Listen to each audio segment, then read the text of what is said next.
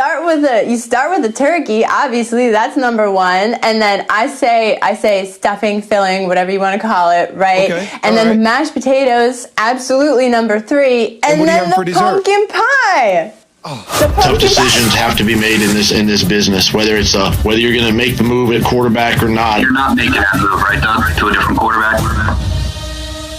And maybe you don't have to give the whole franchise over to Jalen Hurts, but I feel like a week off would allow Carson Wentz to kind of regroup. Sometimes you have to step back an inch to move ahead a mile. And I think that's the kind of thing that Carson Wentz needs right now. Keyshawn, Jay Will, and Zubin on Thanksgiving morning, but we're filling in for them. Shay Cornett, Jordan Cornett here with you. Happy Thanksgiving to everyone. Thanks for being with us. Hopefully they'll let us come back. We've kind of taken this show a lot of different ways. Today, that's who we are. Today is a lot about family and football and food, and we're just kind of encompassing it all. Starts with family. Me and you, buddy. Yeah, me and you. Here we are. Forever. All right, we do need to talk some football. Not necessarily a game being played today, but an intriguing situation nonetheless because of what is going on in the NFC East. And we will see two teams in the NFC East try and surpass the Philadelphia Eagles today. To do that, one team's got to win. Can't tie. Either the Washington football team or the Dallas Cowboys, somebody's got to win. Meanwhile, the Philadelphia Eagles are struggling, to say the least. And they've got another tough opponent on Monday night as they welcome the Seattle Seahawks to Philadelphia. Here's Doug Peterson on what's going on with his quarterback position. Tough decisions have to be made in this business, whether it's a tough decision to move on from a player in the offseason or the decision now to whether you're going to make the move at quarterback or not. I mean, these are all decisions that have to be made by me. But for the most part, I focus on the players. I focus on getting better each day. You're not making that move, right, Doug, to a different quarterback? Not today on Wednesday, no. Okay, possibly for Monday? I'm focused right now on getting better today. I mean, we're looking. I don't know. I mean, I would say no. Carson's your starter for Monday? Yes.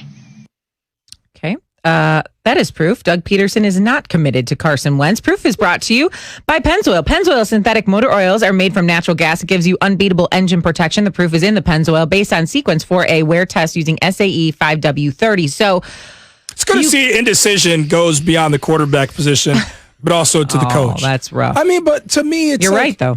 How much worse could a response have gone? It's clearly opening the door that there is indecision going on at the highest of levels there on what to do with the quarterback position, because what is it, $121 million committed to Carson Wentz there? So for financial reasons, you feel like you're... I think it's 130. You feel like you're tied to that quarterback and Carson Wentz. And Jalen Hurts, who you drafted in the second round, was supposed to be an option at quarterback. And every time he's been out there, he's done what he's done in college. You know the talent, but he can't take care of the football. 3 fumbles and seldomly used. So you're in a very tough decision where there's no clear-cut answer, but your head coach, Doug Peterson, who has a knack for getting the best out of the quarterback position and prides himself on being an offensive-minded guy, he doesn't know. Or maybe it's not what he wants. There's clearly something going on. To say, we're not making this decision, not today on Wednesday, what does that say to you, Shay? That there's a decision that's going to be made at some point. Maybe not today, maybe not tomorrow, maybe not before this game on Monday night, but a decision that is very much on the table. And how, Shay, can it not be? How can it not be? Okay. Carson Wentz doesn't have to be as good as he was in 2017. He could just be okay. Well, he's not even a shadow of what he was in 2017. But he doesn't need to be. If this guy just played average football, they're winning the NFC East. They're winning the division. It goes back to my favorite line in the breakup. That's not the problem. She's the problem. The whole offensive line. You remember the line? I know the Vince line. Vaughn, it's so quotable in that movie, The Breakup. Everybody should go watch it. Filmed in a backyard of our town in Chicago there, which we love. But he's the problem. There's a lot of problems there, but 14 interceptions. I get it. Injuries, the defense, the offensive line, the receivers. But decision-making has cost them in some of these games. 14 times over, you've got to flirt with the change. You drafted at 53rd Jalen Hurts. If nothing's working, why not try to inject some life into your team by trying another option?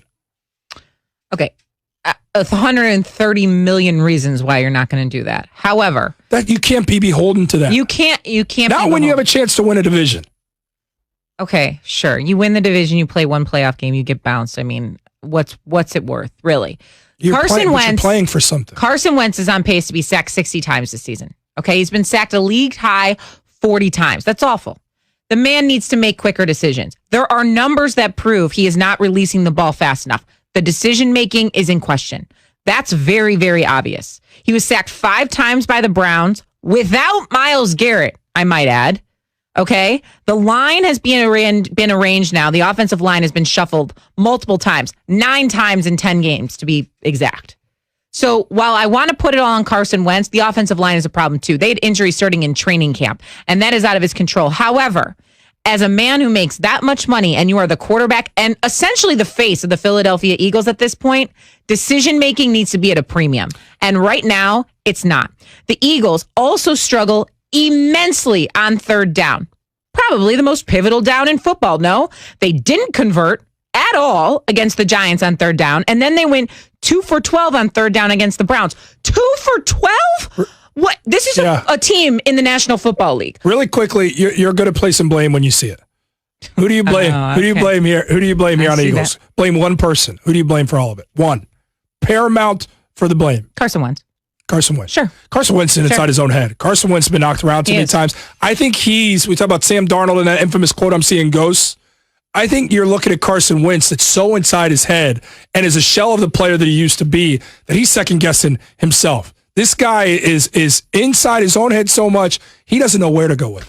If I hear I can't turn the ball over one more time, I can't deal. Keyshawn, J. Will, and Zubin is presented by Progressive Insurance. At Progressive, they're making things even easier. They'll help you bundle your home. To win, I mean, I think, the Philadelphia Eagles and Doug Peterson needs to stop pointing the finger and point the thumb and understand that, the reason why Carson Wentz is on pace to be sacked, 60 times is the fact that they mortgaged the future for the present. Mm-hmm. And listen, they got what they wanted. They got the desired result. You talk about an organization that's never won a Super Bowl.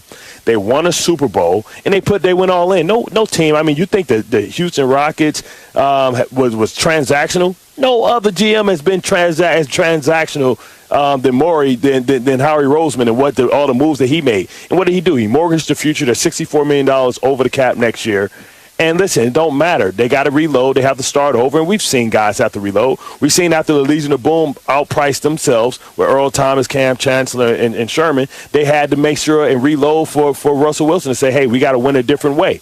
Because now our quarterback isn't cheap anymore, so we can't go out and get all these shiny pieces. We can't go out and go get Tommy Jernigan. He gets hurt, then go out and make another trade and go get another trade and bring all these people in. And don't have to pay the credit card bill. Eventually, the credit card bill is due, and the interest rates are pretty damn high, and they're going to have to restart it all over again. But it's not Carson Wentz's fault. He didn't forget how to play football. He's still a young quarterback. You have him at a great price when you look at now, if he was an MVP caliber quarterback, and you look at what average quarterbacks get paid nowadays, right? He's still at a discount. You think about, they're not paying him $40 million, Mahomes money. They're not paying him Deshaun Watson's money. But when he's on, can he still play at that level? Absolutely. I mean, he's throwing to Alshon Jeffrey, who looks like he's having, from a wide receiver standpoint, we always say one uniform per person. You're listening to